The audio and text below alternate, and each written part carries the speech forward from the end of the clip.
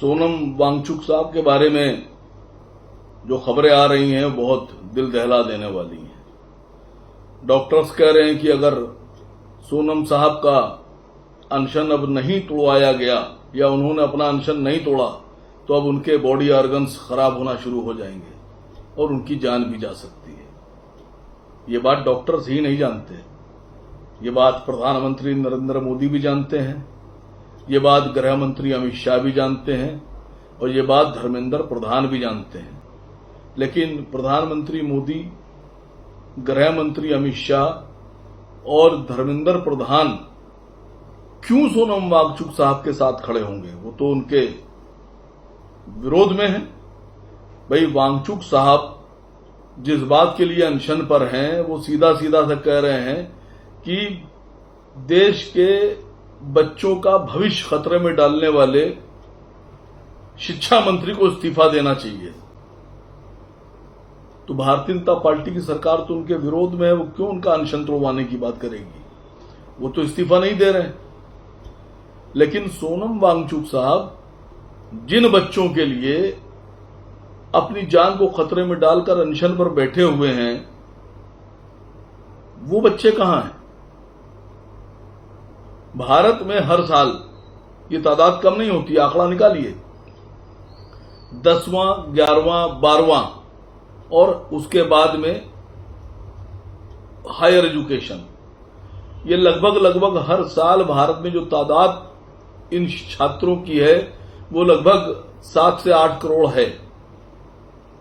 अब 10वां, 11वां, 12वां, मैं नीचे के छात्रों की बात नहीं कर रहा हूं, 10वां, 11वां, 12वां और उसके ऊपर के जो छात्र हैं जो कंपटीशंस वगैरह दिया करते हैं और पेपर लीक की वजह से जिनके भविष्य खतरे में है, सोनम वांगचुक साहब उन बच्चों के भविष्य के लिए अपनी जान खतरे में डाले हुए हैं।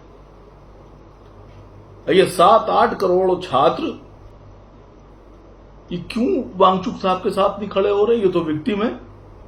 भाई, सरकार वांगचुक साहब का विरोध कर रही है तो समझ में आता है, लेकिन ये जितने भी छात्र भारत के हैं जिनकी लड़ाई वांगचुक साहब लड़ रहे हैं, सोनम साहब लड़ रहे हैं, ये छात्र उनके समर्थन में क्यों नहीं उतर रहे हैं? ये बात समझ में नहीं आ रही है।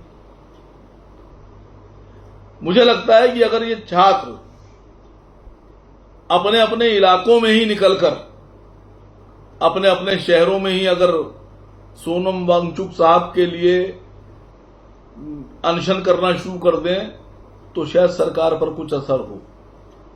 लेकिन मुझे बहुत अफसोस के साथ कहना पड़ रहा है कि वांगचुक साहब, आप अपनी जान को खतरे में डाल रहे हैं। आप भारत की धरोहर हैं। धर्मेंद्र प्रधान जी भारतीय जनता पार्टी की लायबिलिटीज हैं, हो सकते हैं, लेकिन सोनम वांगचुक साहब आप लायबिलिटी नहीं, आप हमारा एसेट हैं, देश का, अवाम का एसेट हैं।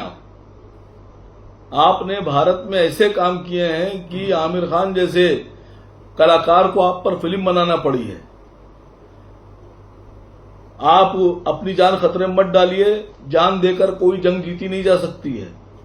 और आपसे पहले भी भारतीय जनता पार्टी की सरकार ने यह मिसाल पेश की है कि अनशन करने वाले लोगों की जानें चली गई और जब वो मर गए, उनकी जान चली गई, तो मोदी जी ने शोक दिखा दिया, लेकिन जिंदा रहते हुए उन लोगों की मांग नहीं मानी गई।